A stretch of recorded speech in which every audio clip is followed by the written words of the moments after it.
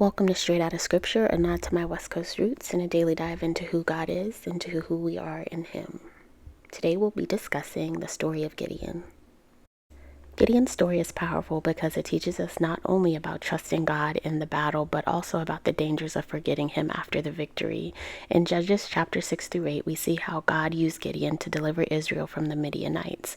With only 300 men, Gideon led a miraculous triumph through obedience, fulfilling God's promise in Judges chapter 7, verse 7. With 300 men who lapped, I will save you and give you the Midianites into your hands. However, after this victory, Gideon drifted, and in Judges chapter 8, verse 22 to 27, the Israelites asked Gideon to rule over them, but he refused, saying, "The Lord will rule over you." Yet he soon made an ephod from the spoils of war, an object that became an idol and ultimately became a snare to Gideon and his family. And instead of guiding Israel back to God wholeheartedly, Gideon's actions led people into spiritual compromise.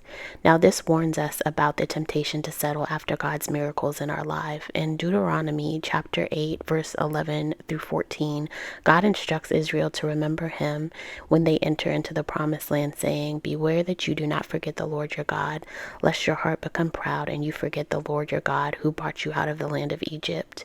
Now, this applies to us as well. When God moves in our lives, we're called to continue our devotion and dependence on Him and not become complacent or prideful.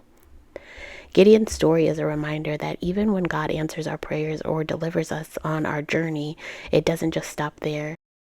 Just as Philippians chapter 3 verse 13 to 14 says, "Forgetting what is behind and straining toward what is ahead, I press on toward the goal to win the prize for which God has called me heavenward in Jesus Christ." Our faith should be renewed, our devotion deepened, and our focus fixed on Him. God does not call us out of difficulty to settle into comfort. He calls us into deeper relationship with Him, challenging us to live with purpose. Let's remember the one who brings us through the battles and performs miracles is the same one who calls us to continue walking closely with Him, never settling, but pressing onward in faith and obedience. I hope you guys enjoyed this word today. As always, I hope you have a wonderful rest of your day. God bless you.